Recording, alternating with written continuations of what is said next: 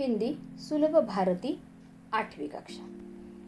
आज हम देखेंगे पहली इकाई का 5वां गद्य पाठ मधुबन। मधुबन के लेखक है अनुराग वर्मा। मधुबन गद्य पाठ साक्षात्कार विधा है।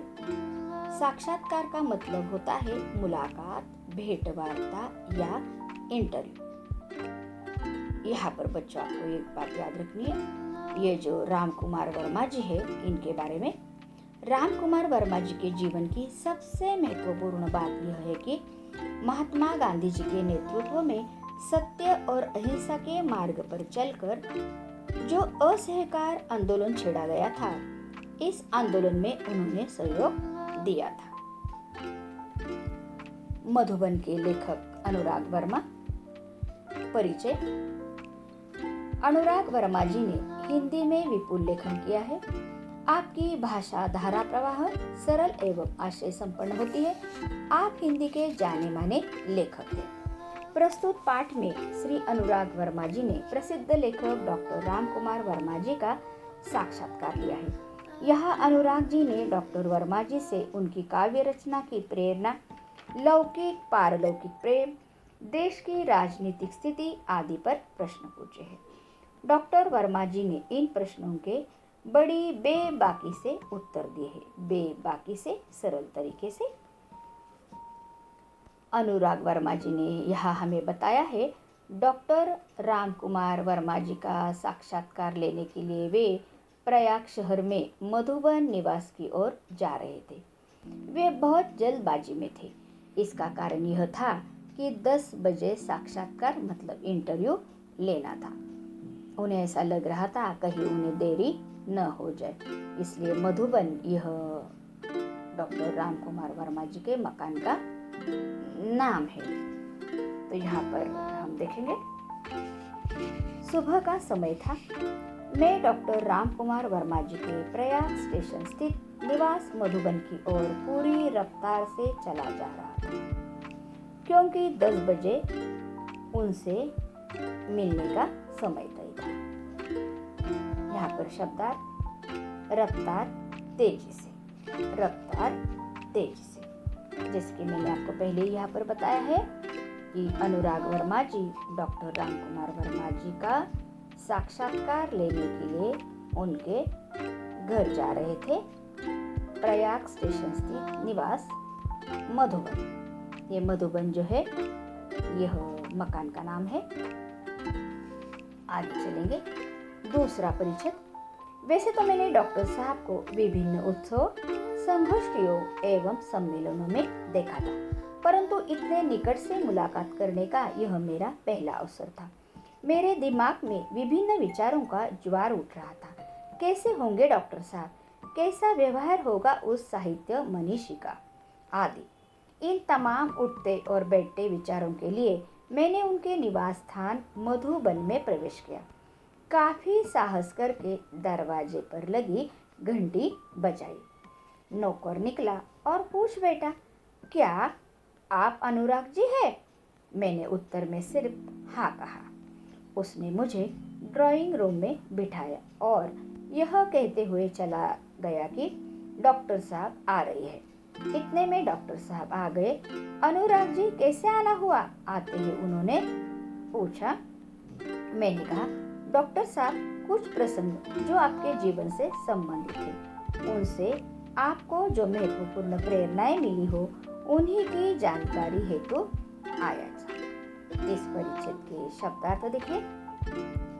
अवसर, मौका, निकट, पास से, संगोष्ठियां, चर्चा सत्र, विचारों का ज्वार उठना मतलब मन में विचार आना, मनीषी, ज्ञानी, ज्ञान का भंडार या ज्ञानी, जैसे कि उच्च कोटि के सोचने वाले व्यक्ति या विद्वान भी हम कह सकते हैं। तमाम, सभी, तमाम, सभी, हेतु, उद्देश्य, हेतु, उद्देश्य। तो देखो बच्चों, यहाँ पर लेखक ने हमें यहाँ डॉक्टर राम कुमार वर्मा जी का परिचय दिया है।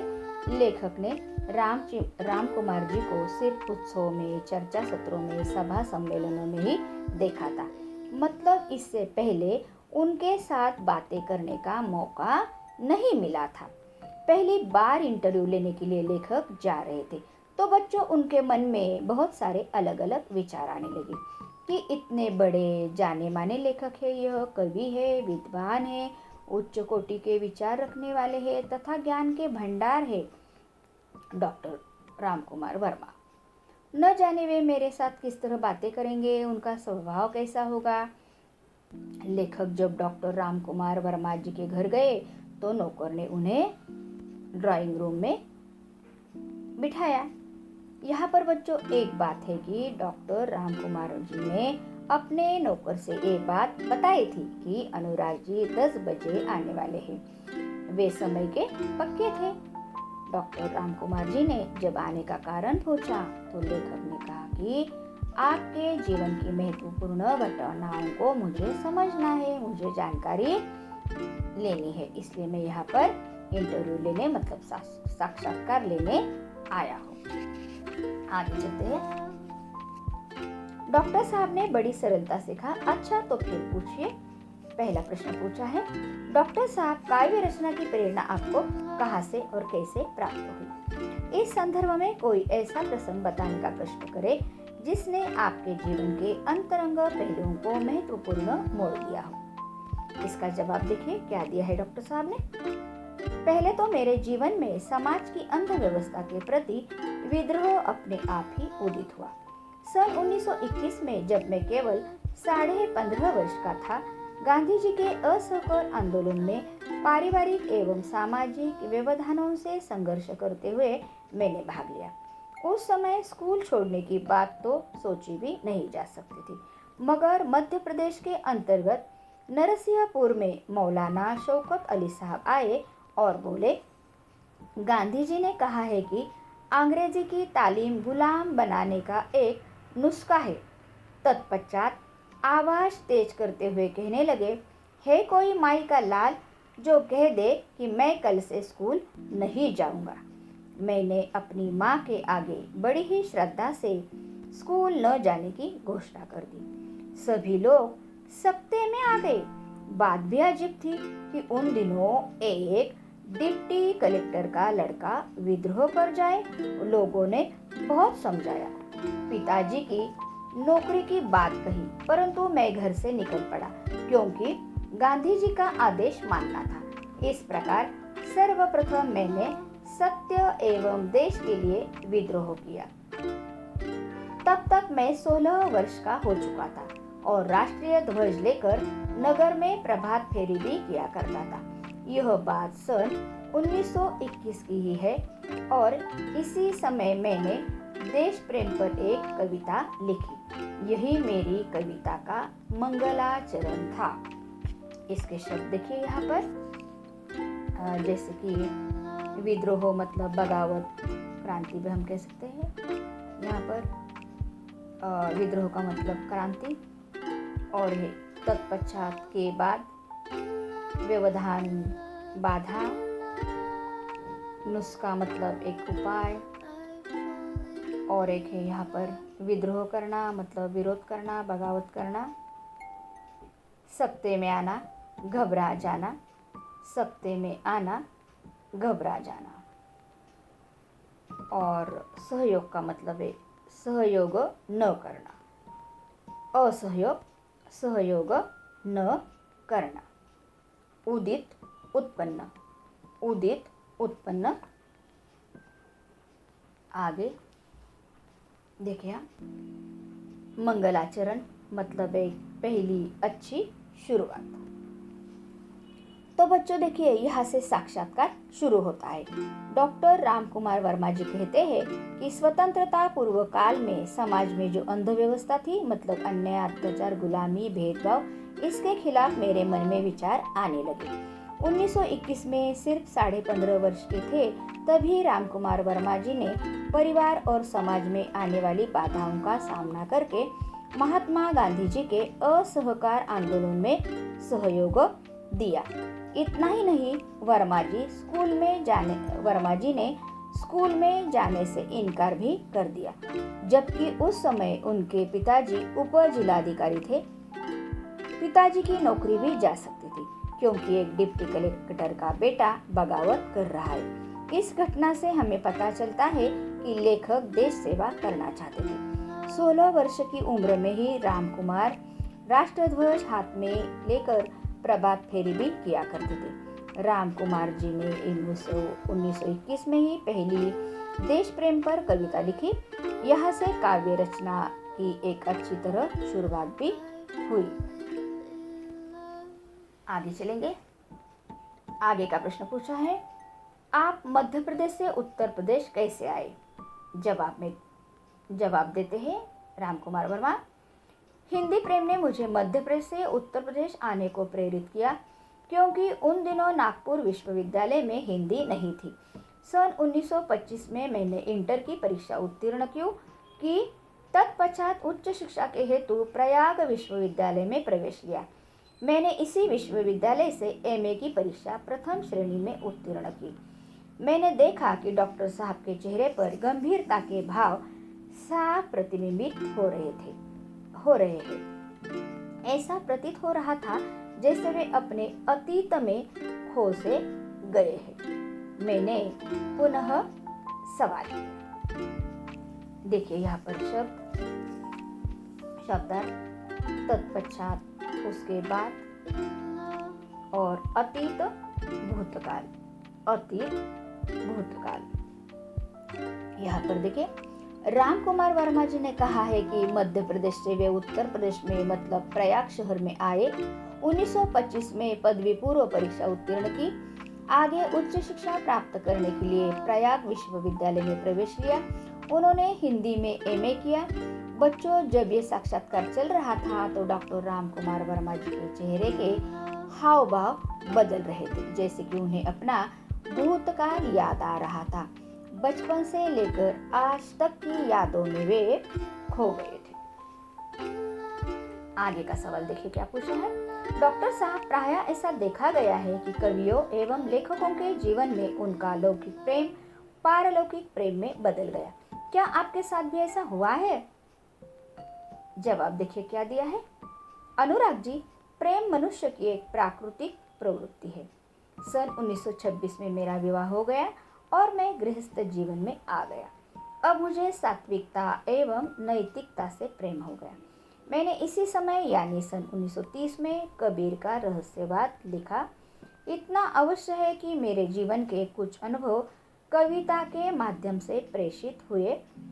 मुझे बचपन से ही अभिनय करने का शौक था और प्रायः उत्सवों के अवसर पर नाटकों में भाग भी लिया करता था। यहाँ पर देखिए शब्दार्थ लौकिक, सांसारिक, पारलौकिक, आध्यात्मिक, प्राकृतिक प्रवृत्ति, नैसर्गिक स्वभाव, सात्विकता, अच्छे गुण, सादगी, नैतिकता, नीति मूल्य, प्रेषित, भेजा हुआ या भेजे हुए, उत्सव, त्योहार। देखिए यहाँ पर बच्चों, आगे जब अनुराग जी ने अलग प्रश्न पूछा कि कई बार लेखक कवियों में ऐसा देखने को मिलता है कि सांसारिक प्यार आध्यात्मिकता में बदल जाता है, इसके बारे में आपकी क्या राय है? तो रामकुमार वर्मा जी ने कहा कि प्रेम प्यार मानव की प्राकृतिक अर्थात एक नैसर्गिक मानव का स्वभाव होता है। 1926 में शादी होने के बाद उन्हें सादगी, सरलता, नीति मूल्यों से प्यार हो गया।